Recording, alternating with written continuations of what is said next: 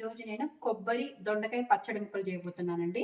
వాటికి కావాల్సినవి కొబ్బరి ముక్కలు సన్నగా కట్ చేసుకొని వాష్ చేసుకొని పెట్టుకున్నాను. దొండకాయ ముక్కలు ఒక 15 పీసెస్ తీసుకున్నాను. చిన్న చిన్నవి 15 పీసెస్ తీసుకున్నా. 1 లెమన్, 4 గ్రీన్ చిల్లీ, కొంచెం కొత్తిమీర, పోపుకు కావాల్సినవన్నీ తిరగమాతకు ఏమేమి కావాలో అవన్నీ తీసుకున్నాను. కొంచెం జీలకర్ర, సాల్ట్. ఇప్పుడు ఈ సన్నగా కట్ చేసుకున్న కొబ్బరి ముక్కల్ని మిక్సీలో వేసుకోవాలండి. వీటిలో కొంచెం 4 గ్రీన్ చిల్లీ, చాలా స్పైసీ అయితే ఒక 4 తీసుకున్నానండి. కొంచెం మీడియం అయితే ఒక 10 తీసుకోవచ్చు, మంటలేని కాయలు అయితే.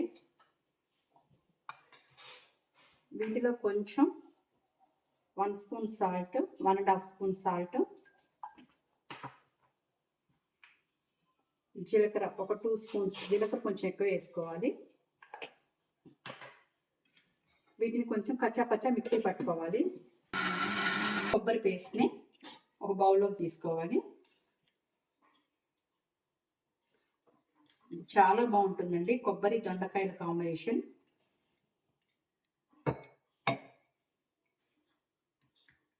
ఇప్పుడు ఈ కొబ్బరి ముక్కలను కూడా వాటర్ లేకుండా కొంచెం ఇలా పిండుకోవాలి. కొంచెం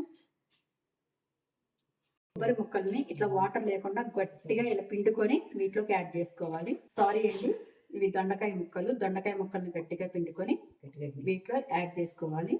ఒక హాఫ్ లెమన్ దీంట్లో పిండుకోవాలండి.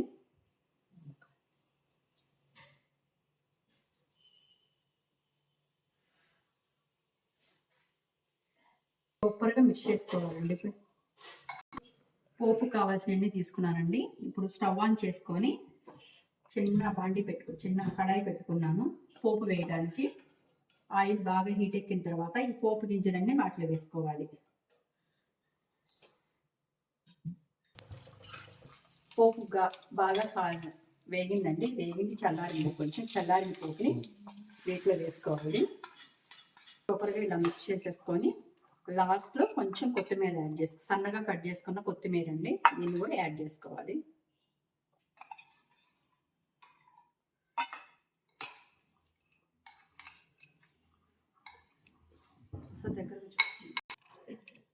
దొండకాయ పచ్చిగా అక్కడక్కడ పంట కింద తగులుతుంటే చాలా టేస్టీగా ఉంటుందండి.